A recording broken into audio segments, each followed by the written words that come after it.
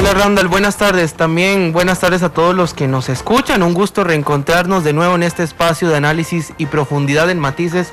Hoy tenemos un tema bastante interesante que ya más adelante les contaremos. Giselle, ¿qué tal? Buenas tardes. Buenas tardes Randall, Alex y a todas las personas que nos siguen a esta hora. Sin duda esta semana ha generado bastantes noticias que va muy de la mano con el tema político, la gira del presidente. Hoy hubo consejo de gobierno también, sí. Alex tiene mucha información de eso y sin duda generan más temas que podamos aportar aquí en Matices. Sí, sin duda, una tarde súper ventosa, hasta 120 kilómetros por hora, las ráfagas máximas en Tilarán. Imagínense lo que es manejar por Tilarán. En la madrugada fue increíble el viento que hizo, por lo menos en Cartago. Sí, pero en Cartago está pasando algo, en Cartago llueve y de Tres Ríos para acá ya no pasa nada. Toda la madrugada pasó lloviendo, al menos sí. En el Guarco estuvo lloviendo toda la madrugada. Sí, en Los Ángeles también estuvo lloviendo en la noche madrugada. Ochomogo.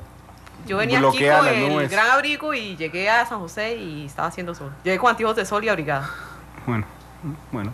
Está muy extraño el clima. De hecho, ayer hablaba con una diputada de Limón para hacer una noticia y me decía, pero es que aquí cada hora llueve, después viene a hacer sol, está muy raro el clima. Las famosas pintas de enero son esas. Sí, bueno, las pintas. Hoy le tocaría que de junio. Hoy sí, junio. Bueno, quién sabe. Son las 2:04, hay noticias importantes. Hoy a las 11 teníamos a Edmundo González. Nos llamó mucho la atención la entrevista que le hacíamos al coordinador internacional de la Mesa de Unidad Democrática de Venezuela, porque ha ocurrido mucho en Venezuela durante las últimas horas. El presidente Nicolás Maduro tácitamente acepta que Leopoldo López es un preso político, le plantea a Estados Unidos canjearlo por un preso puertorriqueño que no tiene nada que ver con Venezuela. Y inmediatamente el Departamento de Estado dice que no, pero digamos eso es una aceptación tácita de que es un intercambio político. Él viaja a China a pedir plata literalmente porque está mal de finanzas en Venezuela, mientras hay una escasez fortísima de productos básicos allá en Venezuela. Eso por un lado. El que también está en China es el presidente Solís. E inesperadamente también recibió una donación de $24 millones. No iba a eso el presidente Solís. No reembolsable. No reembolsable. Él mismo lo dice inesperadamente. No había recibido $8 millones. Bueno, ella no, el gobierno, sí. Muy polémico también en ese momento. $8 millones. Se le levantó un polvorín por esos 8. Sí, ahora hay que esperar a ver en qué define el gobierno usar estos $24 millones. ¿Y en qué se habían usado en ese momento? No recuerdo yo. ¿Los 8 millones de doña Laura? Usted sabe que yo tampoco. Ya está Alex googleando, porque yo tampoco me acuerdo, solo me acuerdo que se le levantó un polvorín por los 8 millones, por el control que iban a haber sobre los $8 millones donados por, en una contribución no reembolsable de China, pero bueno.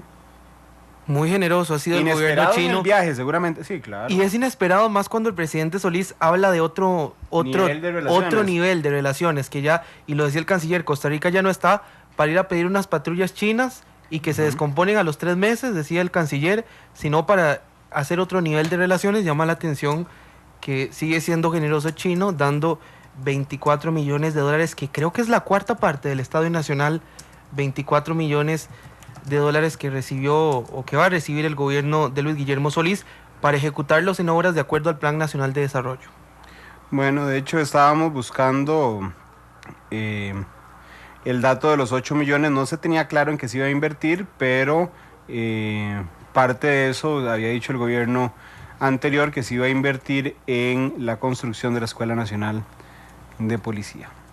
Pero bueno, no sé si les queda algún tema pendiente de lo nacional. También hoy en Consejo de Gobierno se anunció a la embajadora alterna de la Organización de los Estados Americanos, es Rita Hernández Bolaños. Ella había sido embajadora alterna durante el gobierno de Oscar Arias, durante el gobierno de Laura Chinchilla, sí. Y decide el gobierno de Luis Guillermo Solís mantenerla a la señora Rita Hernández Bolaños. Fue funcionaria del Patronato Nacional de la Infancia, también ingresó al Ministerio de Relaciones Exteriores por allá del 84, tiene una vasta experiencia en cuanto a relaciones diplomáticas. Bueno, y hoy anunció Ronaldo Blair que se va a lanzar nuevamente como secretario general de Sintrahab en las elecciones del 16 de enero. Hay 2 vertientes ya públicas, finalmente. Recuerdan que aquí habíamos hablado de que habían 2 tendencias que se iban a marcar con el tiempo, una de José Luis Castillo y otra de Ronaldo Blair. Adivinen quiénes son los candidatos a ser secretario general de Sintrahab. Don Ronaldo Blair y don José Luis Castillo del otro lado. Las elecciones serán el 16 de enero. Si gana Ronaldo Blair, cumpliría 12 años como secretario general de Sintrahab dice que muchos trabajadores le han pedido. 12 años. ¿Tendrá algún tope de tiempo? Se reelige cada 2 años. En algún momento se había logrado, el gobierno de Chinchilla había logrado con una estrategia política que ganaran los opositores a Blair, pero la Sala Cuarta se trajo abajo esa asamblea y quedó Ronaldo Blair de presidente. ¿Y será sano para los grupos sindicales que una misma persona se perpetúe en el poder?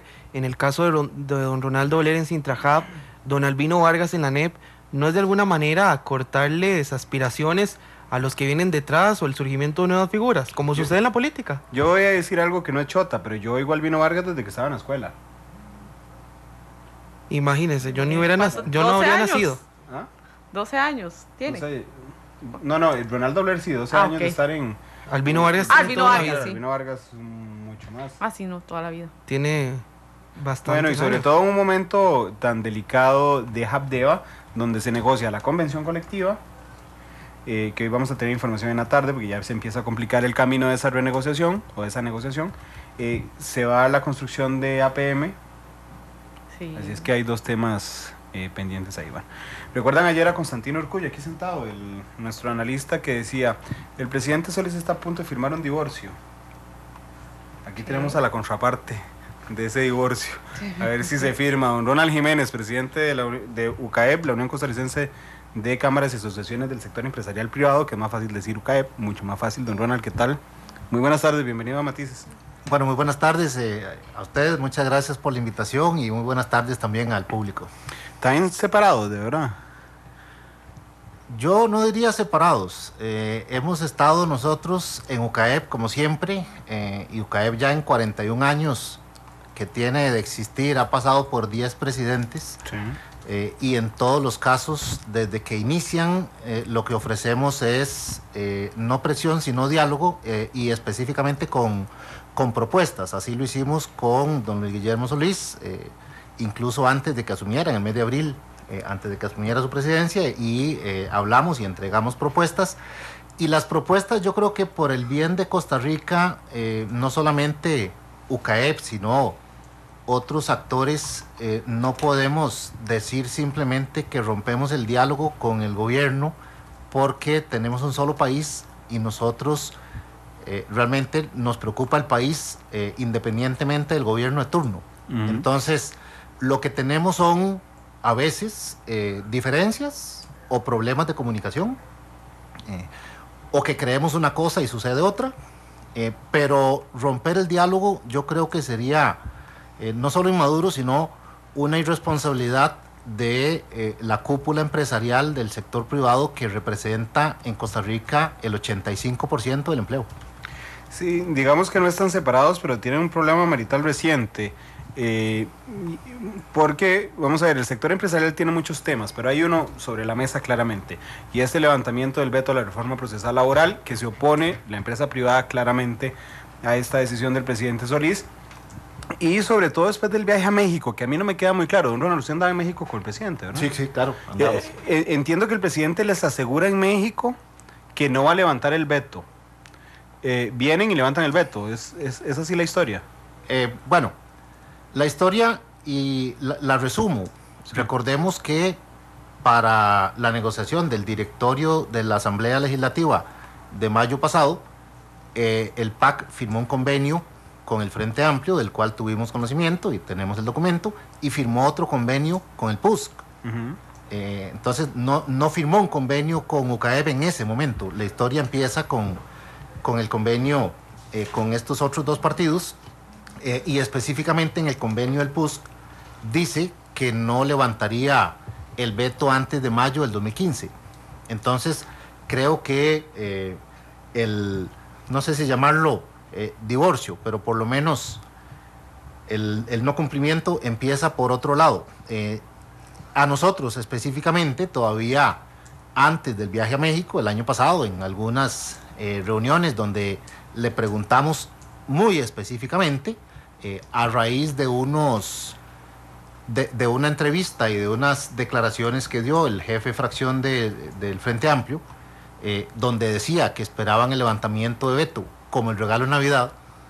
Nos preocupó esa declaración, la vimos como muy segura, le preguntamos al presidente y nos dijo, no, yo no estoy pensando en eso, y yo espero que se pongan de acuerdo todos los sectores y llegar a un consenso y que hablemos de eso de aquí a mayo y que se logren los consensos. Eso fue el año pasado. ¿Eso fue en diciembre? Eso fue en diciembre, principios de diciembre, porque precisamente... Antes del levantamiento. Sí. Claro, antes del levantamiento, y recordemos que lo que dije, el diputado del Frente Amplio lo que declaró en prensa fue que esperaban el veto para el regalo del niño. Entonces, obviamente, era antes del 24 de diciembre. Ya hablando del tema México específicamente, y recordemos que dentro de nuestro mismo espíritu de colaboración con las autoridades, el presidente en el Congreso de la Empresa Privada del año pasado, que lo invitamos y amablemente asistió antes de asumir el poder, ahí mismo él nos solicitó ir a Estados Unidos, a UCAEP y a CINDE, porque recién pasaba el tema de la salida de Intel, y quería ir él personalmente a decirle a los inversionistas de Estados Unidos que Costa Rica era un país con seguridad jurídica, y en el cual se podía seguir invirtiendo. Y en efecto lo acompañamos, por supuesto que fuimos con él. Después de eso también tuvimos a finales del año pasado un viaje a Canadá, lo mismo, una invitación del señor presidente para que el sector empresarial, en este caso UCAEP, lo acompañara a hablar con posibles inversionistas canadienses. Por supuesto que lo hicimos, y viene el tema de México, nos hace la misma solicitud, tal vez un poquito más cercana, porque nos pidió que habláramos con la cúpula mexicana, la cúpula empresarial mexicana, los homólogos de UCAEP, para ayudarle en la organización, y con mucho gusto lo hicimos. Nosotros, reitero, siempre vamos a estar dispuestos a ayudar cuando se trata, sobre todo, de generación de empleo. El tema de empleo nos tiene sumamente preocupados. Bueno, ya específicamente en el viaje, coincidimos primeramente en Veracruz, un congreso que él tenía, nosotros teníamos otros también de empresarios de Hispanoamérica, hablamos del tema del veto, le manifestamos que tenía opciones, él pensaba, o sus asesores le estaban diciendo en ese momento, que el proyecto se archivaba el sábado 13 de abril, entonces él estaba presionado por esa fecha. Nosotros le mencionamos y le explicamos claramente que si ponía una moción, eso fue el domingo, el domingo antes de levantar veto, que si presentaban una moción de ampliación de plazo, independientemente de si la moción se votara o no, se conociera o no, la caducidad el proyecto seguía vivo. Correcto. El proyecto continuaba, y que habían más de 400 proyectos. Entonces, que esa fecha del 13 de diciembre de vencimiento no era tal. Creo que dije antes 13 de abril, no, 13 de diciembre. 13 de diciembre. Correcto. Entonces, nos pidió que le preparáramos alguna documentación. Era un domingo, nos pusimos a trabajar, llamamos aquí a nuestro equipo, se pusieron a trabajar, buscamos jurisprudencia, buscamos casos, el mismo código electoral pasó por ahí, banca de desarrollo, y hay 400 proyectos en la Asamblea Legislativa. Nos reunimos con él, le enviamos la información al final de ese mismo domingo, y entonces ya el lunes y martes nosotros teníamos que preparar varias reuniones en el Distrito Federal, y él tenía unas reuniones todavía en Veracruz. Entonces ahí estuvimos conversando bastante de cómo iba el proceso. Recordemos que en ese momento los negociadores, básicamente, estamos hablando del ministro de la Presidencia y del diputado Morales Zapata, estaban tratando de que se ampliara, se aprobara de una vez por todas una ampliación de plazo. Bueno, de acuerdo al procedimiento sugerido, debía presentarse una moción el lunes, y en efecto la jefe de fracción del PAC presentó la moción el lunes en la mañana de ampliación de plazo. Entonces lo vimos con buenos ojos, porque el primer paso dentro de la técnica legislativa que le explicamos en los documentos y que se siguen normalmente en este tipo de situación, el primer paso era presentar la moción, el segundo, convocar el proyecto para que la moción ya quedara en el expediente. Y en efecto el proyecto se convocó. Entonces nosotros dijimos, bueno, parece que el presidente sí quiere que el país tenga la oportunidad de discutir un tema tan importante, que se trate de llegar a consensos y no que se levante el veto, dejando claramente un hueco que ahora podemos hablar precisamente de ese tema, y en donde la propuesta para corregir ese hueco era un nuevo proyecto de ley. Y todos sabemos en Costa Rica lo que dura, lo que dura y qué tanta garantía hay en un nuevo proyecto de ley. Bueno, estábamos entonces nosotros bastante optimistas. Él se le veía y efectivamente nos decía que sí, que era mejor hacerlo con calma. Sin embargo, nuestra información de lo que sucedía en ese lunes-martes en la Asamblea Legislativa era como que no había mucho entusiasmo de los negociadores del presidente en que se aprobara la ampliación. Entonces ahí nos pareció un sinsentido el tener a alguien tratando de negociar algo que en realidad no quiere. Entonces nos preocupó. Y no podíamos afirmarlo, pero era una preocupación legítima, y con toda transparencia lo llamamos y le dijimos. Entonces, el miércoles que él llegó al DF, nos tuvimos una reunión en la mañana. Perdón, don Ronald, cuando usted dice lo llamamos, y es solo para aclararnos a nosotros, ¿es personalmente o se hace a través de alguien? No, en ese momento el tema estaba tan cercano en términos de horas y fechas y negociaciones que nos comunicábamos por celular. Directamente él me llamaba, yo lo llamaba, o entre asesores, pero había una comunicación directa mientras él estaba en Veracruz y nosotros en el DF. Cuando él llega el miércoles a el DF, tenemos una reunión, que todo el miércoles teníamos reunión con inversionistas. Esa era la idea original. Este viaje a México no fue planeado ajustando fechas para el veto. O sea, no hay que ser tan malicioso. Por eso yo mencioné el viaje a Estados Unidos, el viaje a Canadá, y que este viaje a México estaba planeado desde hace algunos meses, ¿verdad? Entonces, como ya estaban las reuniones con los inversionistas, él llegó, nos reunimos un poco antes, externamos nuestras preocupaciones y dijo: hagamos una conferencia inmediatamente, llamo a Costa Rica y que los negociadores estén disponibles para la tarde. Y en efecto, hicimos la tarea de las reuniones con los inversionistas. Costa Rica sigue siendo un país atractivo, y la verdad es que la figura del señor presidente y su forma de expresarse ayuda a la atracción de inversión, y eso nos parece que es conveniente para Costa Rica. Al final de la tarde, entonces, tipo 5, tuvimos una conferencia en donde nos conectamos por videoconferencia, el ministro de la presidencia con 2 asesores legales, y en el DF, allá en México, estaba el presidente de la República, 2 ministros de Estado con él, que iban en la gira, el canciller y el de cómics, y de parte nuestra estábamos varios directores, 3 de ellos abogados, y que habíamos estudiado bastante el tema. Entonces tuvieron una discusión entre abogados de si era viable o no ampliar la fecha. La tesis de los asesores del ministro de la presidencia es que era válido lo que nosotros decíamos, pero podía haber un riesgo de que alguien pusiera una acción en la sala cuarta y después se trajera abajo la prórroga, y por lo tanto el proyecto se archivaba. Pero la verdad es que eso no ha sucedido, y lo que ha sucedido es totalmente lo contrario, que todos los proyectos... ¿Quiénes eran los asesores de Don Melvin? ¿No se acuerdan?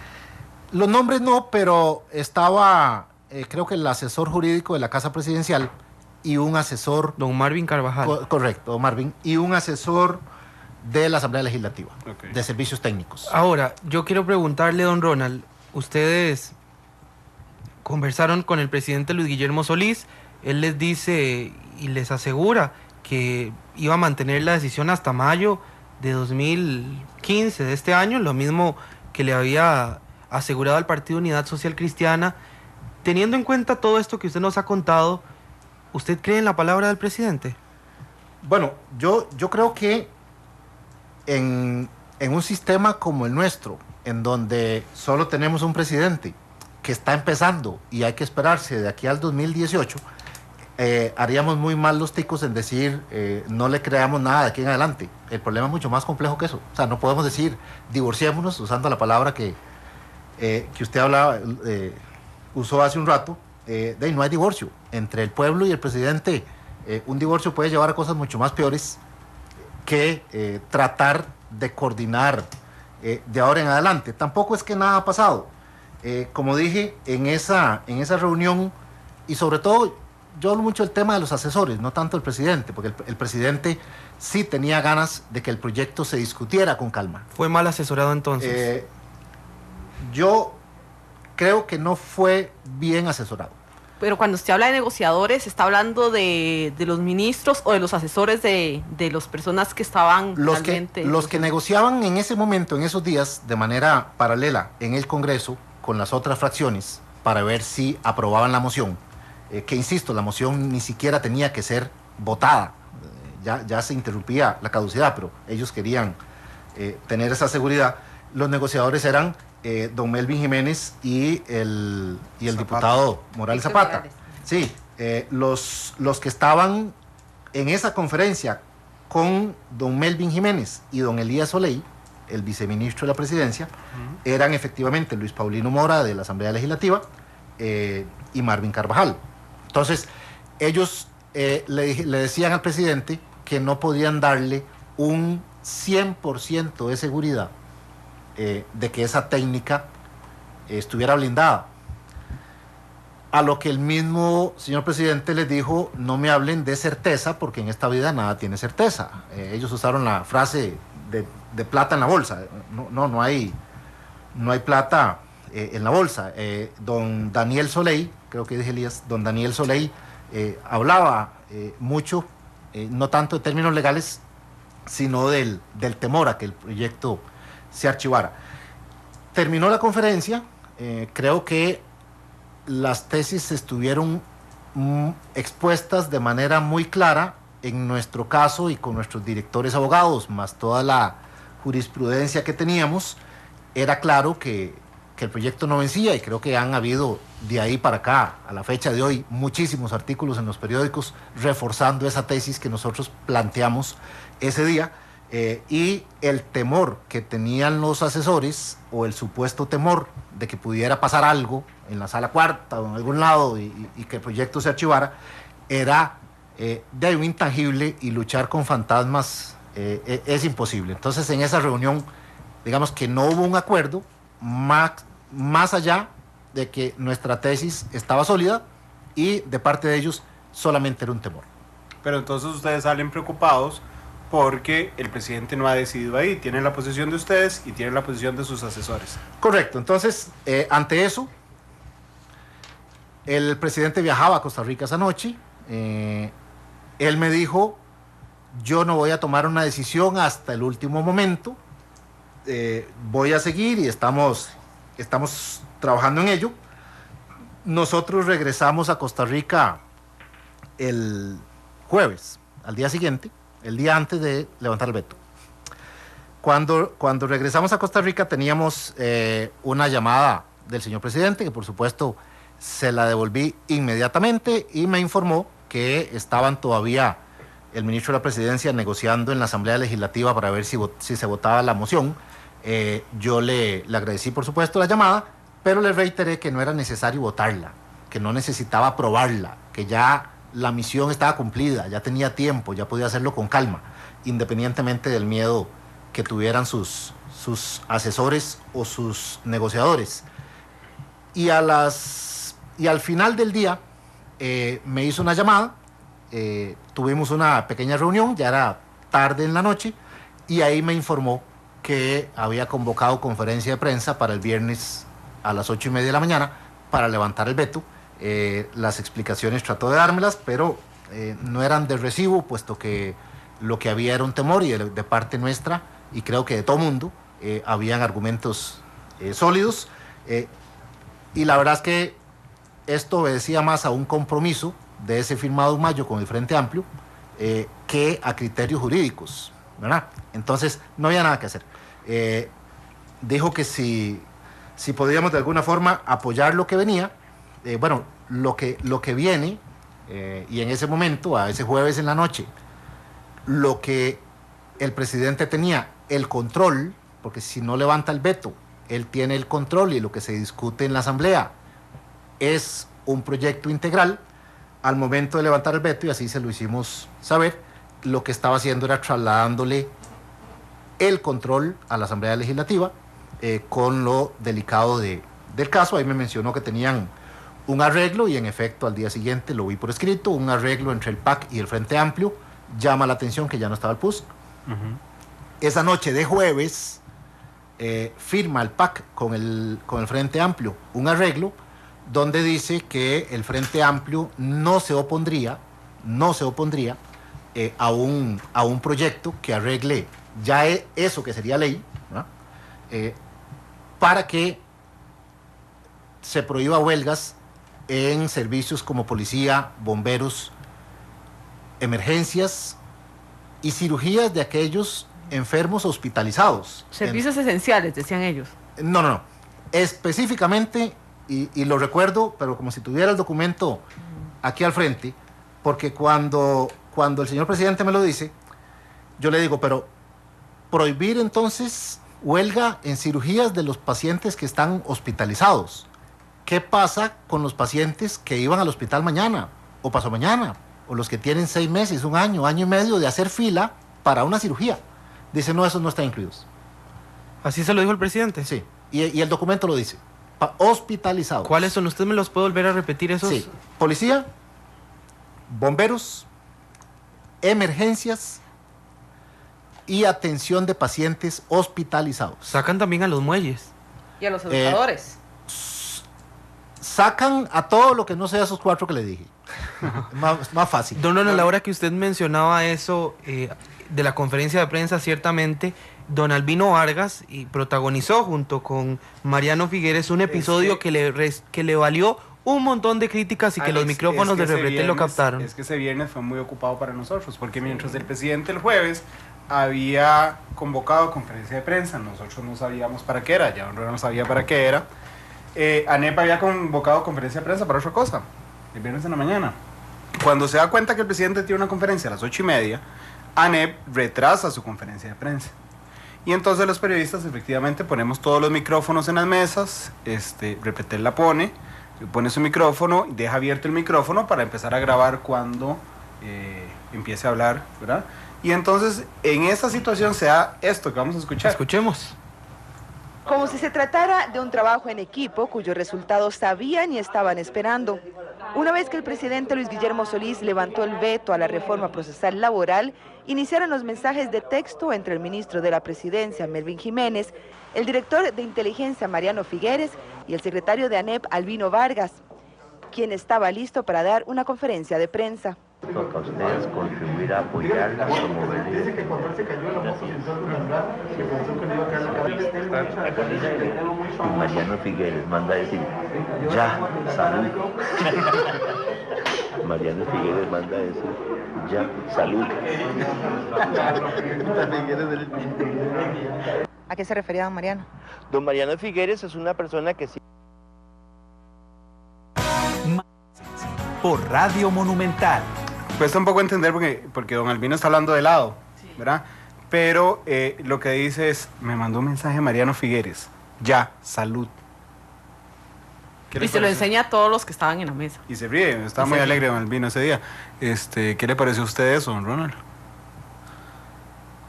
Creo que es preocupante.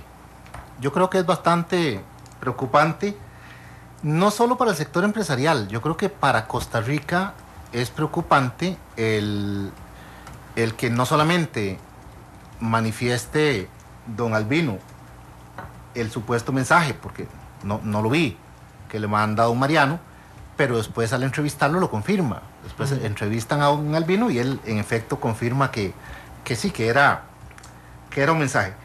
Yo creo que las cosas en Costa Rica debemos tratar de rescatar que se hagan de la manera correcta. Ese jueves que el presidente nos explicó y que nos dijo que si podíamos apoyar un futuro proyecto, frente a frente le dije, señor presidente, nosotros mañana vamos a salir a prensa en contra de este levantamiento del veto y vamos a salir fuerte. Y él dijo, yo los entiendo, las cosas yo creo que es mejor hacerlas de frente. Esa reunión que terminó bastante tarde, cerca de la medianoche del jueves, en unas pocas horas nosotros hicimos en UCAEP conferencia de prensa a las 9:30 de la mañana. En efecto, llegó toda la prensa, convocamos a toda nuestra junta directiva, llegaron los presidentes de casi todas las cámaras del sector empresarial y ahí de frente a las cámaras dijimos lo que teníamos que decir. Yo creo que esa es la forma en que los costarricenses deberíamos esperar que sea la comunicación de las entidades formales. UCAEP es una entidad muy formal y las autoridades, no importa si sea la DIS, el Ministerio de la Presidencia o cualquier otra institución de Costa Rica, creo que le debemos todos a los ciudadanos una comunicación transparente. Por eso me parece que es bastante, además de desagradable, sumamente inconveniente y preocupante. La UCAEP no se comunica así con don Mariano Figueres o con don Melvin Jiménez. Nosotros, vea que le acabo de contar las llamadas que tuvimos con el señor presidente. Esa es la forma de comunicarse. Cuando íbamos a hacer la conferencia de prensa, la hicimos. Cuando hicimos una conferencia de prensa, porque estábamos en contra de una estrategia de empleo, se lo dijimos. Hace poco que estábamos en contra de unas medidas del Ministerio de Hacienda, antes de meter un contencioso, yo llamé al señor ministro y le dije, me da media hora para explicarle lo que vamos a hacer. Y fui y le expliqué a don Elio, vea, la retención del 2% de tarjetas de crédito, encontramos estas ilegalidades, revísela con sus asesores porque así ambos nos ahorramos un contencioso administrativo. Costa Rica no está para tanto pleito, ya estamos muy enredados. Bueno, el ministro o el ministerio o sus asesores decidieron seguir adelante y nosotros pues nos fuimos al contencioso y nos otorgaron efectivamente la medida cautelar. Entonces, sí, nosotros nos comunicamos formalmente y de frente y creemos que esa es la forma de hacerlo. Pero es que aún así, digamos que el mensaje pudo haber dicho, estimado don Albino Vargas, le informamos que se ha levantado el veto a la reforma procesal. El detalle es el mensaje, digamos, el contenido del mensaje de ya, salud. No voy a evaluar esas dos palabras, pero sí me parecen desagradables. Lo menos que uno podría decir es que es desagradable. Le hacen pensar que había un compromiso con don Albino. No voy a especular, yo no voy a especular, pero insisto en que no es conveniente, salvo que alguien estuviera estornudando, que creo que no era el caso para decir salud, no es conveniente ese tipo de comunicación. Pero ustedes esperaban que las cosas se dieran así. Nosotros estuvimos apoyando al presidente hasta el final, encontrándole las vías. Él estaba visiblemente agradecido, hicimos las conferencias, el jueves todavía él llamó y al final tomó una decisión. Entonces, bueno, la decisión es de él, quien gobierna es él. Nos parece que esa decisión, y que creo que es la parte más importante, ya hablamos bastante del viaje a México, que veo que les daba a ustedes bastante curiosidad. Y nos dio bastante material, no crea. No, con mucho gusto. El tema es el por qué se levanta un veto. Bueno, claramente por un compromiso político. Uno, cumpliéndole a un partido, incumpliéndole al PUSC, lo cual también nos parece complicado porque de ahí el Frente tiene 9 diputados, pero el PUSC tiene 8. Entonces, yo por lo menos no me echo un pleito para ganarme uno, independientemente si las fracciones se unen o no después. Pero lo importante acá es qué sucede. Bueno, el por qué nos parece que son razones incorrectas heredarle a Costa Rica una ley mala por un compromiso político. Entonces, la razón fue incorrecta. Y ahora, el contenido, que es lo más preocupante. Ya hablan y ellos mismos, entre el Frente Amplio, el PAC y el PUSC, presentaron un proyecto de ley hace unos meses para arreglar la torta de si se levantaba el veto.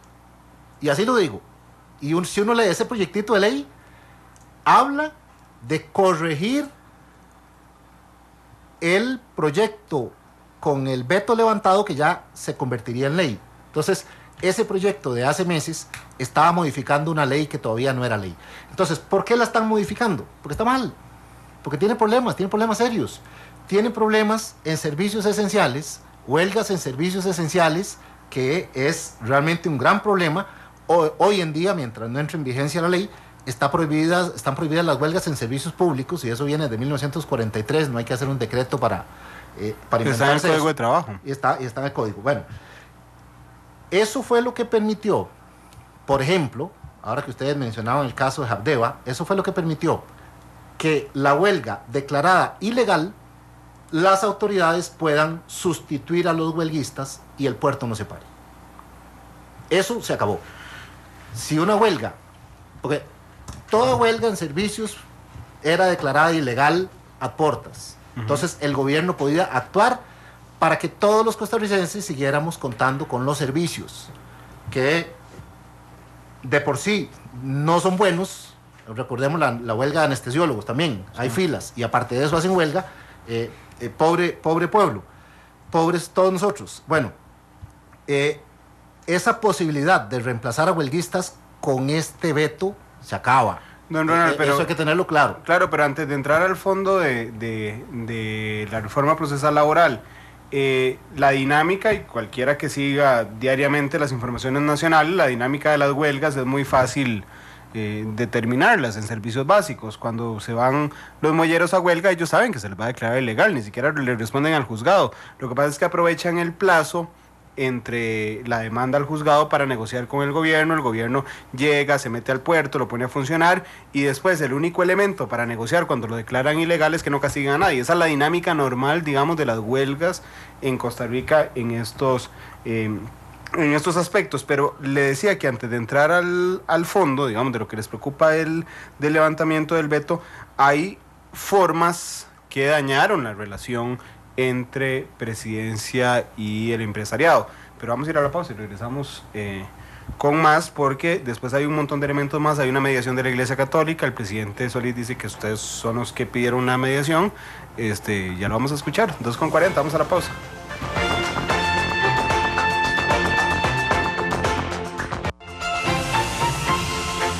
Porque la realidad tiene muchos tonos, matices.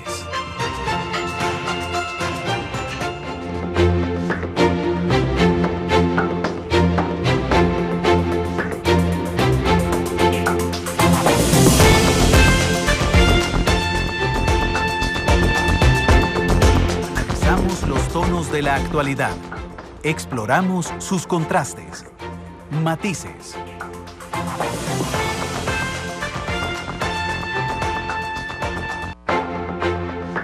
2:43 de la tarde. Todo este tema, el levantamiento del veto, propició algo que yo lo he dicho aquí en estos micrófonos. Me recuerda la década de los 40, que era el presidente Calderón Guardia junto con Monseñor Sanabria buscando una reforma social.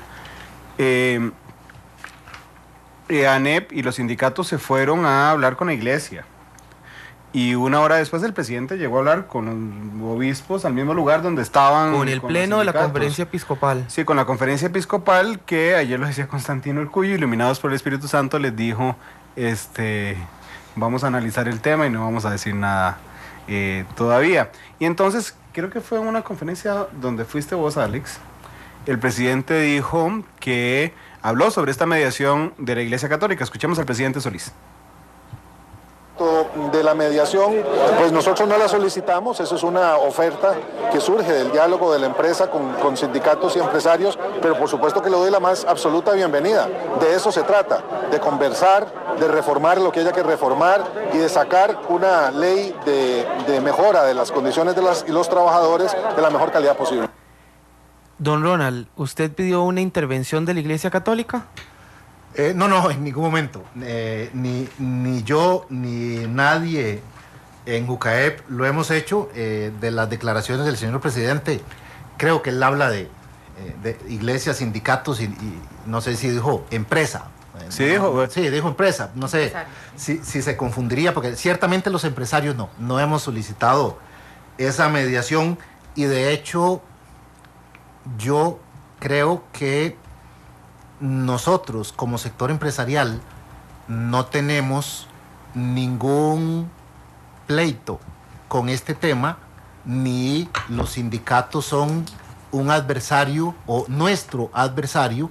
El tema del levantamiento del veto no es la contraparte. No.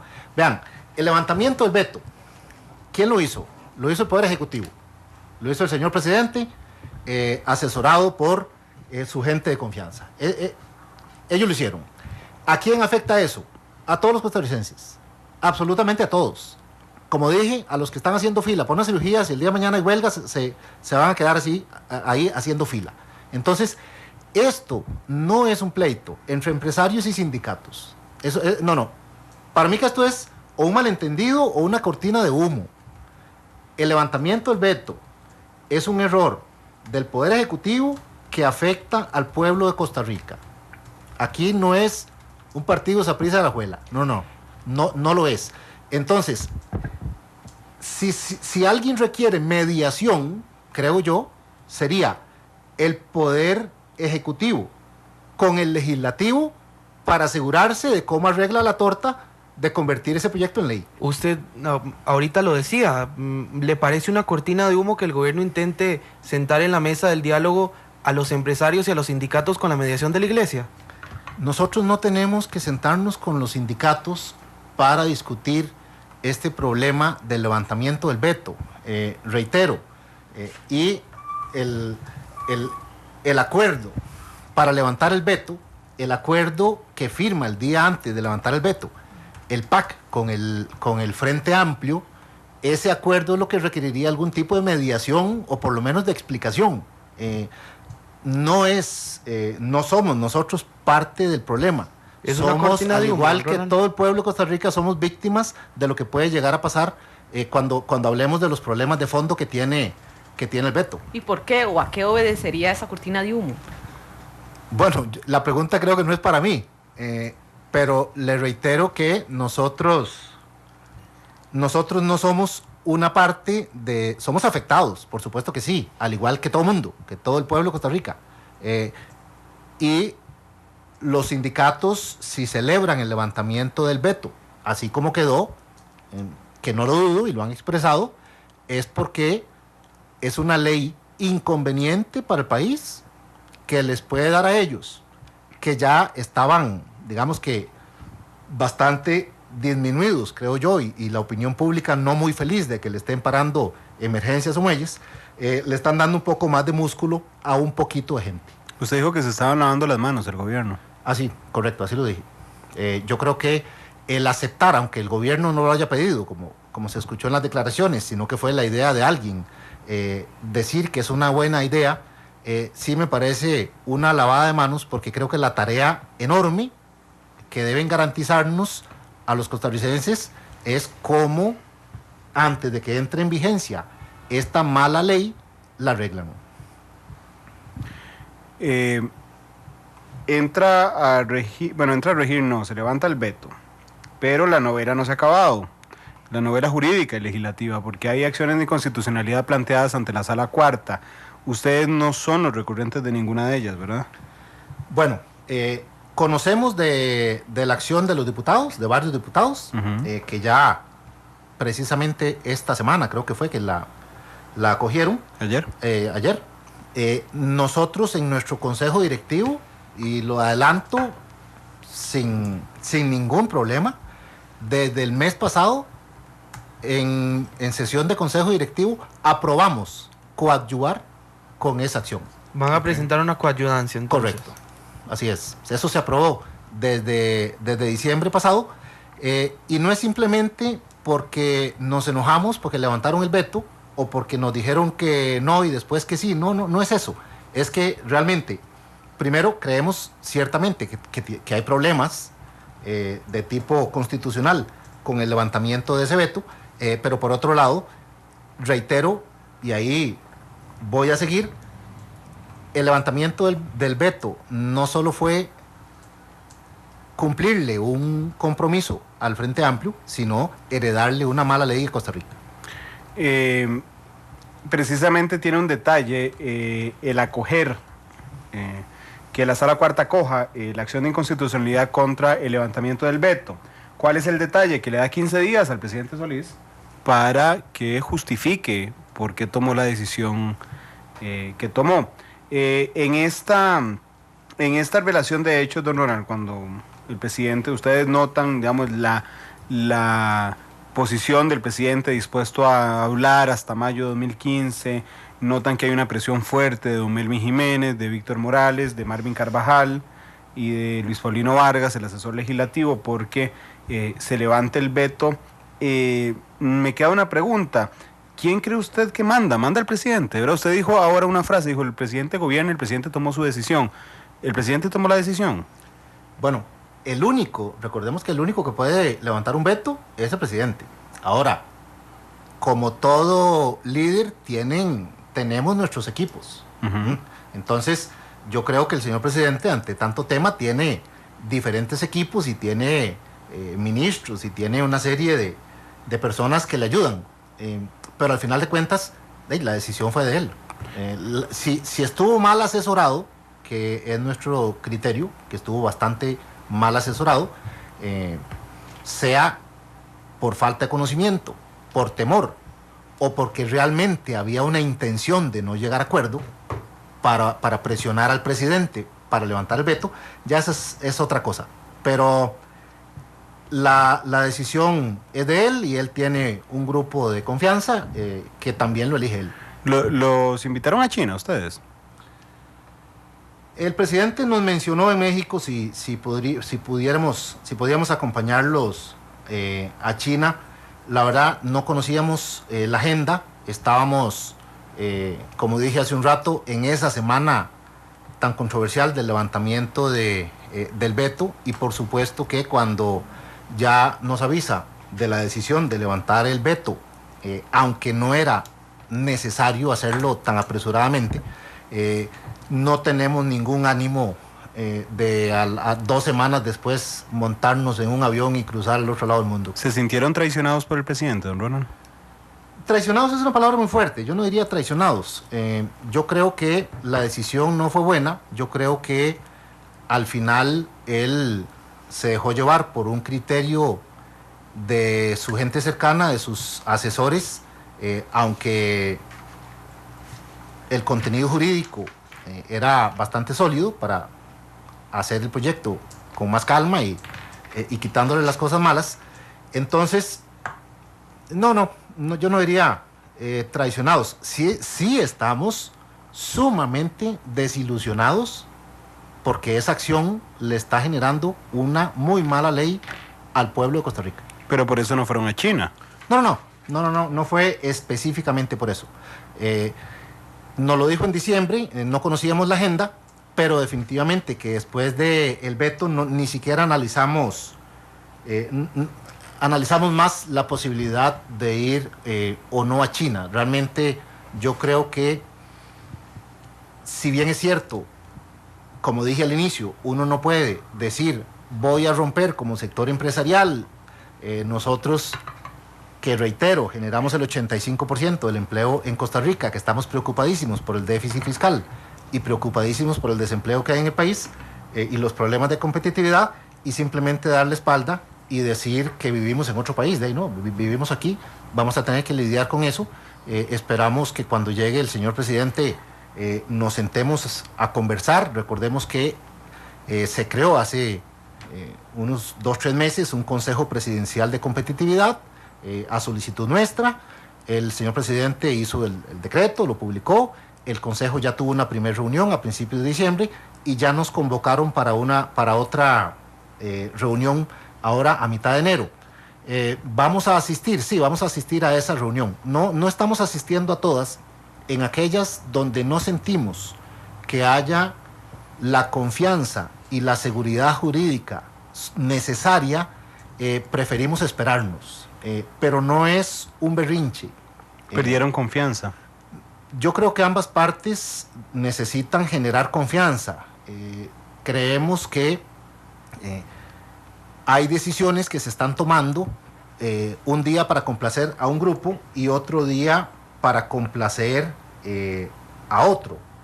Ese no debería ser el estilo. ¿Pero ustedes los han complacido? Bueno, yo creo que... Pues si no están quedando fuera de la repartición, porque yo no recuerdo alguna decisión que ustedes hayan celebrado así. No, hablo más que todo como país y como sectores. Recordemos lo molesto que se puso algunas fracciones aliadas al gobierno cuando aprobaron continuar con el proyecto de APM Terminals. Y eso sucedió después del veto. Yo no sé si por casualidad la semana siguiente o la fecha ya estaba, pero sucedió después. Independientemente, y celebramos la decisión, Costa Rica necesita modernizar sus puertos. Pero, reitero, nosotros tenemos que recomponer confianza.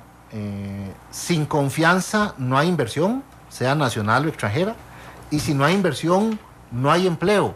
Hemos estado trabajando, por ejemplo, durante varios meses con el Ministerio de Trabajo, también como parte del Consejo de Competitividad, en una alianza para la producción y el empleo. Ya hemos tenido reuniones y tenemos reunión este mes. Vamos a asistir, sí vamos a asistir, porque no por berrinche se levanta uno de la mesa.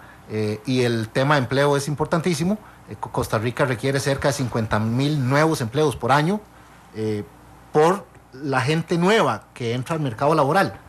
Y nosotros producimos ese 85%, entonces no podemos ser tan irresponsables y no nos vamos a levantar. Pero sí necesitamos recomponer confianza, necesitamos tener más claridad. Yo esperaría no seguir viendo una decisión para un lado y otra para el otro. Don Ronald, usted ve, ahora que decía que el presidente es el que gobierna, ¿usted ve que otras fuerzas políticas estén cogobernando? Y se lo pregunto por el caso del Frente Amplio específicamente. ¿Usted ve que el Frente Amplio esté cogobernando en Costa Rica? Yo no estoy en la casa presidencial para decir si el Frente Amplio está cogobernando o no. Pero del sector empresarial. Pero como nosotros lo vemos, por ejemplo, en este caso, como lo dije antes, que salga el jefe de fracción del Frente Amplio a decir que de regalo de Navidad quiere el veto y le llega su regalo, pues no sé si están cogobernando, pero por lo menos están complacientes con el Frente Amplio, y hay diferentes decisiones que nos hacen a nosotros pensar que si no el presidente, por lo menos gente cercana, y ustedes pasaron ahora esos audios de mensajitos, gente cercana al presidente, creo que es obvio que sí, que simpatiza con el Frente Amplio. Don Mariano. Bueno, ustedes presentaron los... el mensaje era de don Mariano. El mensaje era de don Mariano y la prensa también habló de otro de don Melvin Jiménez. Entonces, ¿usted cree que ellos dos simpatizan con el Frente Amplio? Claramente. Sí. Claramente. Si no, yo no veo por qué decirle salud. Como dije, nadie estornudó. Alex. Y quería preguntarle también en ese sentido, usted ha dicho, y una frase que usó, que el sector y está desilusionado porque es una muy mala ley. ¿En verdad la reforma al Código Procesal Laboral es una ley mala? ¿No tiene, don Ronald, ningún punto bueno que le vea? La UCAEP tiene este gran problema que ustedes han mencionado sobre las huelgas, que las avalen los servicios esenciales, pero ¿es una ley mala solo por eso? No. Y le agradezco la pregunta antes de que se nos vaya el tiempo, porque es fundamental aclarar esto. UCAEP siempre, y tenemos 10 años o más, de estar a favor de la justicia laboral. Nosotros estamos a favor de la oralidad de los juicios. Nos parece ingrato para el trabajador que un juicio dure 4 o 5 años. Nos parece inconveniente para la empresa que un juicio dure 4 o 5 años. Sí, nosotros dijimos al principio que sería mejor separar lo que era puramente laboral de lo colectivo, como el tema de huelgas, y lamentablemente no nos hicieron caso y lo mezclaron. El proyecto de ley tiene muchas cosas que son buenas, muchas cosas que UCAEP ha apoyado desde un inicio.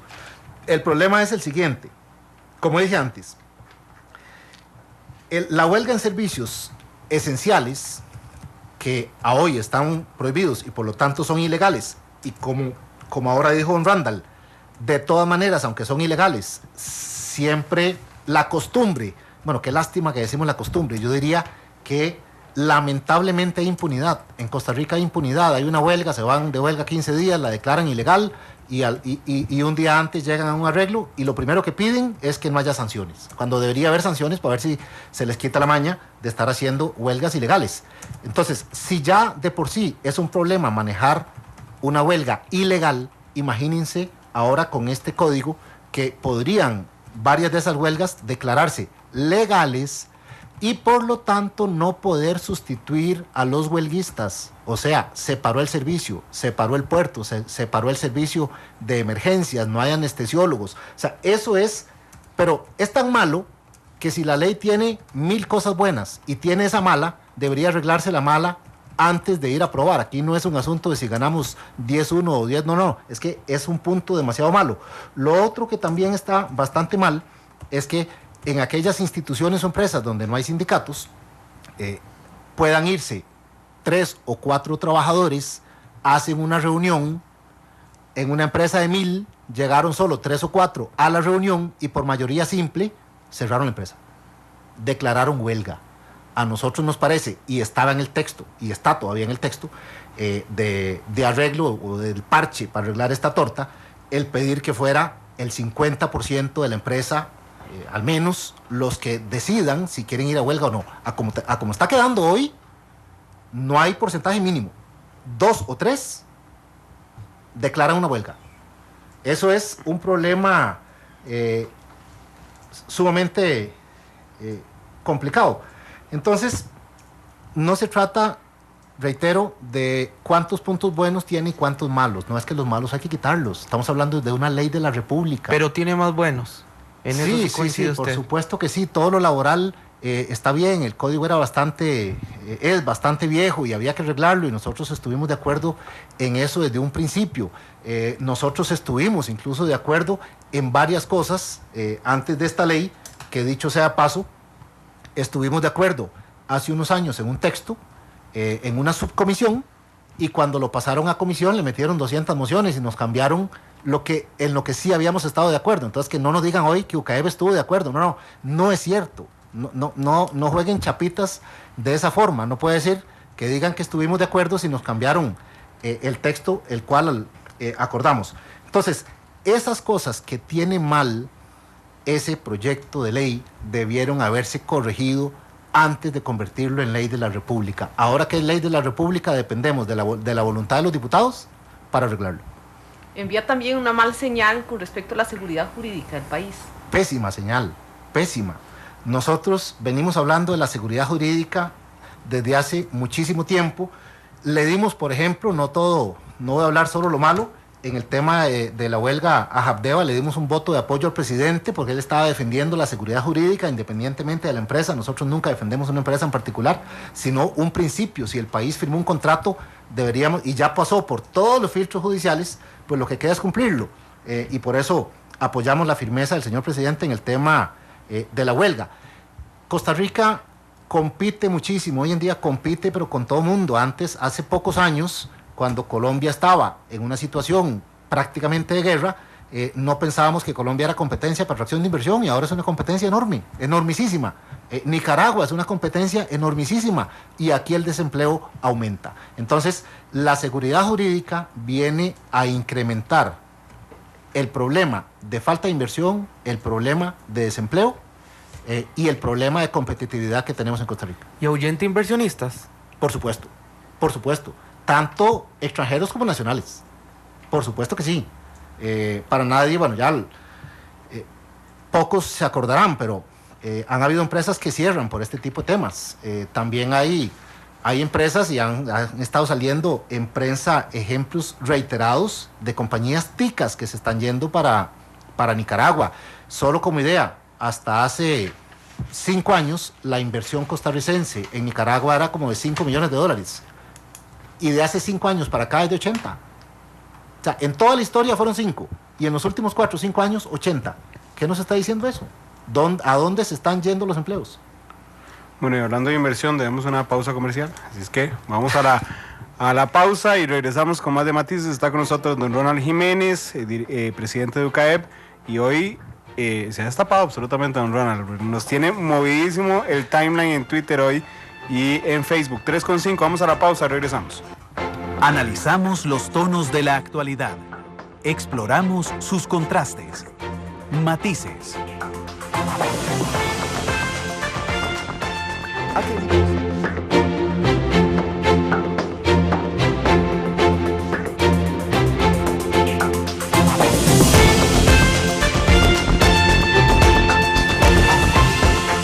Porque la realidad tiene muchos tonos, matices. Todos los colores y puntos de vista se mezclan. Llegamos a las conclusiones en nuestro Arte Final. Son las 3:08 de la tarde. Para los que nos están preguntando, el programa se reprisa hoy en Canal 2 a partir de las 8 de la noche. Así es que ahí están para que, porque ha generado muchísima reacción de verdad en redes sociales el día de hoy el programa. Don Ronald, ¿siente usted que hay una campaña para descalificar al empresariado, a la empresa privada? Es decir, de verlos como los ricachones que están en contra de la sociedad. Yo no creo que haya una campaña estructurada. Sí, posiblemente haya desinformación. Y aquí es donde realmente vale la pena. Costa Rica tiene, y datos de la CEPAL, Costa Rica tiene una informalidad cercana al 44%. Imagínense, casi la mitad de empleados de este país están en la informalidad, que la informalidad es sinónimo de que no pagan salario mínimo, no pagan seguro social y mucho menos pagan impuestos. UCAEP representa a los formales. Número uno, representa a los que sí pagamos los salarios mínimos, a los que sí pagamos seguro social, a los que sí pagamos impuestos. También se cree a veces que UCAEP representa únicamente a las grandes empresas. Tampoco, otro mito. Arriba del 90% de las empresas agremiadas a todas nuestras cámaras son pymes. Es arriba del 90%. Sí representamos el 85% del empleo del país. Pero es de pymes, también hay grandes empresas, todos son formales y todos pagamos lo que haya que pagar. Entonces, posiblemente haya desinformación, pero una campaña estructurada, tal vez algunos grupos desprestigiados quieran desviar la atención en algún momento, pero no, yo creo que una campaña no tendría mucho sentido. Y yo le digo, si usted le pregunta a los trabajadores de la mayoría de las empresas, lo que ellos dirían es: dejen de molestar a los que están generándonos el empleo. Yo creo que eso es lo que le dirían.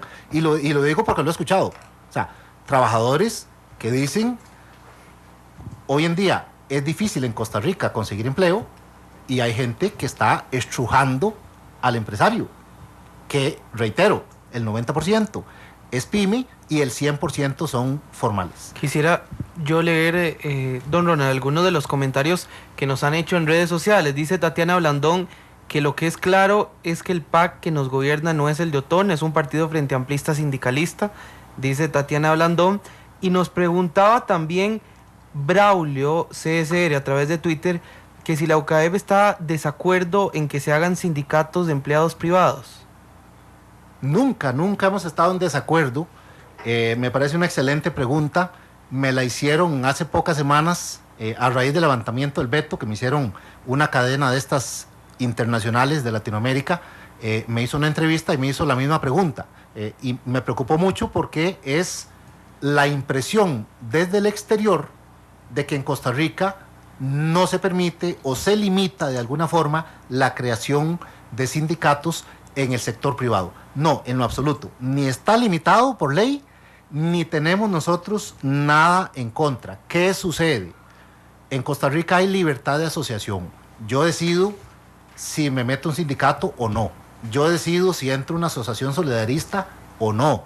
Yo decido si entro a una cooperativa o no. Esa libertad es fundamental. Entonces, lo que hemos tenido en el sector privado históricamente es que siempre tenemos una relación de armonía. Y los trabajadores, en la mayoría de los casos, se llega ante cualquier conflicto a arreglos. Creo que había una pregunta que se le hizo al Ministerio de Trabajo hace unos años, no sé si fue la OIT, no recuerdo, pero era como 12-1. O sea, había 12 arreglos por un caso donde no había arreglo. La Asociación Solidarista en Costa Rica está, los beneficios que le ha traído al país son incuestionables. Entonces, no estamos en desacuerdo. Lo que sí estaríamos en desacuerdo es que alguna ley, y con esta la intentaron, alguna ley exija estar en un sindicato y prohíba que haya otra asociación o algún otro tipo de figura que quiera hacer un arreglo con el patrono ante cualquier conflicto. Ahí sí estaríamos en contra, porque estaría en contra de la libre asociación. Pero no, de ninguna manera. Nosotros respetamos los convenios que ha hecho Costa Rica con la OIT, también se respetan. Y recordemos otra vez, somos los formales. ¿Qué sucede con el sector público? Y tal vez aquí sí complemento mi respuesta. Bueno, hay más sindicatos en sector público que en sector privado, porque en el sector público es más fácil abusarse. En el sector público no es que se llega a arreglar un conflicto, no, se busca una convención colectiva, se buscan pluses, se buscan, como dije abiertamente, abusos, y yo creo que los ticos estamos ya cansados de ese montón de abusos, y que por eso es más común hablar de un sindicato en público que en privado. Y aún así, hasta hace pocos años, de cada 100 costarricenses, 15 pertenecían a un sindicato, y hoy en día bajó a 10.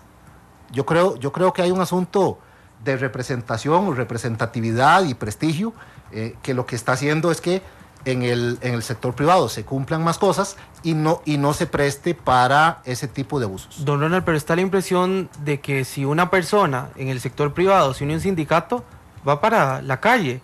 Y de hecho nos lo dice aquí Adolfo en Twitter, que si un empleado privado se une a un sindicato, es la impresión que él tiene, y que creo que también muchos costarricenses tienen, de que inmediatamente sería despedido. Bueno, le agradezco la pregunta a quien escribe, porque es prohibido despedir. O sea, si en una empresa se hace un sindicato, los primeros que crearon el sindicato ya de por ley tienen fuero sindical. Entonces no es prohibido despedirlos, todo lo contrario, no se trata de eso. ¿Hay empresas con sindicatos privados? Claro, hay empresas privadas con sindicatos. Son muy poco conocidas, yo voy a admitir que no conozco ninguna. Bueno, yo conozco una que otra, no recuerdo los nombres, en algunos sectores me acuerdo de cartones y otros que he conocido, pero reitero, ahí lo que hacen los grupos, sea un sindicato, una cooperativa, una asociación solidarista, es ir a hablar con el patrono, llegar a arreglos, y se llega en la mayoría de los casos a arreglos, pero ni está prohibido, ni despiden a nadie, ni se le persigue absolutamente a nadie. Nada más, reitero, el sector privado sí es más difícil que se preste a abusos. ¿Qué pasa en una convención colectiva? Hay un grupo y no son todos los empleados, hay un grupo de líderes sindicales que están negociando cosas abusivas, y quien está al frente, que acepta pagarlas, no es el dueño de la plata, es un ministro de turno. Es muy diferente a que quien está al frente sea el dueño de la empresa. Entonces, creo que ese problema que viene de hace 20 o más años en Costa Rica, lo que nos lleva es que las convenciones colectivas se han estado negociando, teniendo de un lado a gente que quiere más, y del otro a gente que no está pagando esos privilegios. Peor aún, quien defiende el que no haya abusos es parte de los beneficiados de la convención colectiva. ¿Ah? De hecho, sabrá usted que ANEP se llama Asociación Nacional de Empleados Públicos y Privados. Ayer mandamos a preguntarle a ANEP cuántos de sus afiliados son privados. A mí me sorprendieron los datos, lo voy a decir francamente.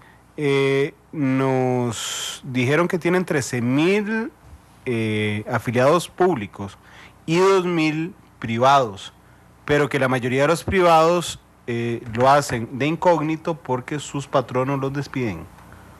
Eso nos dijo ANEP. Bueno, como dije hace un rato, no es cierto. Eso es prohibido, no es cierto. En el momento en que un empleado incluso se afilie a un sindicato, que sea una filial de otra cosa, ya tiene protección.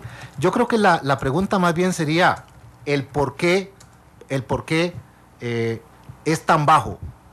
O sea, hablamos otra vez. Hace algunos años, de cada 100 empleados públicos y privados, hablo del total de trabajadores de Costa Rica, de cada 100, 15 estaban en un sindicato. Hoy en día son 10. Y si usted me dice que de esos 10, menos del 15% son privados, entonces estamos hablando de 1 de cada 100. ¿Eso le resta representatividad, siente usted? Por supuesto que sí. El tema de haber pasado de 15 a 10 de cada 100, de esos 100 solo 1 es privado, más los abusos conocidos que incluso ya este gobierno está denunciando, todas las convenciones colectivas, que todo lo pagamos todos los costarricenses. Cuando uno ve que, por ejemplo, en el Seguro Social hay más de 30 pluses, entonces uno dice, bueno, si una institución que tiene una misión clara, que es la salud de los costarricenses, y del presupuesto, cerca del 80% se van salarios, por supuesto que todos los ticos estamos en contra de eso. Y el desprestigio mucho viene de ahí. Bueno, usted es empresario, si a usted le tocara pagar esos pluses desde su empresa, ¿podría? Por supuesto que no, hubiera cerrado desde hace años. ¿Y por qué nuestros trabajadores ni siquiera se les ocurriría pedir esos pluses? Porque se quedan sin empleo. Simple. No es porque son muy buena gente y quieren que su patrono gane más plata. No, es que se quedan sin empleo y lo saben. Porque la cobija no alcanza para Ve el déficit fiscal. ¿El déficit fiscal de dónde viene? Una empresa privada no emite plata. Con este panorama, ¿usted cree que... Con este panorama, ¿usted cree que sería idóneo que tanto empleados públicos como empleados privados estén asociados en un sindicato? Bueno, yo realmente creo que lo idóneo es que haya una relación cordial, que haya una relación legal de ambas partes, que el trabajador cumpla con lo suyo y que el patrono cumpla con lo suyo. Y aquí mis respetos a la mayoría de empleados públicos que hacen bien su trabajo, pero para mí la corrupción empieza por aquellos que están recibiendo un sueldo del sector público, que pagamos todos los costarricenses y que no hacen su trabajo.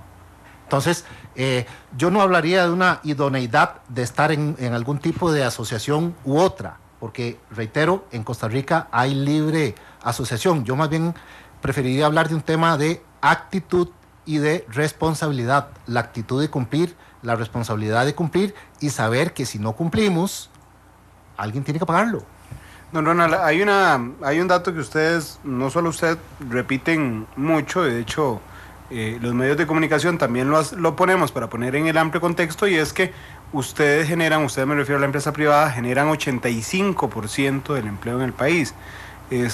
No solo eso, sino que en términos macro, ustedes son el motor que mueve la economía, digamos, el estado da servicios, pero el que mueve la economía es la empresa privada. De alguna forma ustedes se sienten ninguneados cuando se toman decisiones pensando en un pequeño grupo de empleados públicos y no en una enorme masa de empleados privados. Ninguneado no. Nos sentimos profundamente desilusionados porque ese tipo de medidas de favorecer a un pequeño grupo, sin que se den cuenta generalmente, y por eso han pasado desapercibidas por años, la están pagando todos los costarricenses. Las tarifas de electricidad, ¿quién la paga? Todos los hogares de Costa Rica, todos, absolutamente todos. Entonces nosotros no nos sentimos ninguneados y hacemos nuestra labor de apoyar con propuestas de solución, nuestra labor de estar al tanto de lo que está pasando y, por qué no, de denuncia cuando hay que hacerlo. Ahora viene la negociación del aumento del sector público. Ya pasó el del sector privado, pero en el semestre pasado, por ejemplo, el del sector privado fue mucho más bajo que en el sector público. Pero cuando se dio el aumento en el sector público hubo muchas voces críticas que denunciaron que en un momento de déficit fiscal era irresponsable dar un aumento salarial al sector público como se dio, sacrificando de alguna forma o siendo más realistas con los empleados privados. Sí, definitivamente. Definitivamente, si alguien decide dar un aumento mayor a la inflación, ya eso está mal. Y si además de eso, el país se encuentra con un déficit fiscal que más temprano que tarde va a llegar a todos los costarricenses vía tipo de cambio o vía tasas de interés o vía inflación, pues sí, por supuesto que sí nos parece que es una irresponsabilidad. En el sector privado, si no hay competitividad, reitero, la empresa cierra, y si la empresa cierra, no es que mi aumento fue menor, es que me quedo sin empleo. Ahora que usted menciona la competitividad, las trabas que tiene Costa Rica, yo vengo escuchando desde hace años a presidentes diciendo que van a reducir la tramitología y temas de competitividad. También, realmente, esa es una de las trabas, don Ronald, cuando el presidente Solís va a China a buscar empresarios, cuando va a México también a buscar empresarios, de alguna manera no se les está engañando. Saben, los empresarios tienen claro el panorama de la tramitomanía que hay que hacer aquí en Costa Rica, del alto costo de la electricidad, y a esto se le suma lo de la reforma laboral que usted me decía anteriormente y que ahuyentaba a los inversionistas. Yo no hablaría de engaño, pero no se da toda la información y creo que no hay por qué darla. No se trata de engañar a nadie, pero si queremos atraer inversión y generar empleo para los costarricenses, no podemos ir a lavar trapos sucios fuera de Costa Rica. Nosotros somos sumamente críticos en UCAEP, muy propositivos en los temas de propuesta, pero cuando se trata de cuidar al país, hacemos frente con el presidente y con cualquier otro. ¿Usted cree que más bien aquí se está perdiendo el tiempo para debatir estos temas cuando más bien se debería estar viendo cómo solucionar esos aspectos de competitividad? Lamentablemente en Costa Rica estamos bastante enredados. Y pongo ejemplos. Han pasado por la Asamblea Legislativa más de 10 proyectos de reformas fiscales en los últimos 4 años. Y todos están archivados. Aquí se habla de una carretera y pasamos años hablando de la carretera y hablando del puerto. Y si hay que cortar un árbol, no importa, si se están sembrando 10, a alguien no le gusta y entonces hay que escucharlo y van 2 años de trámite, aunque al final sí se haga el proyecto.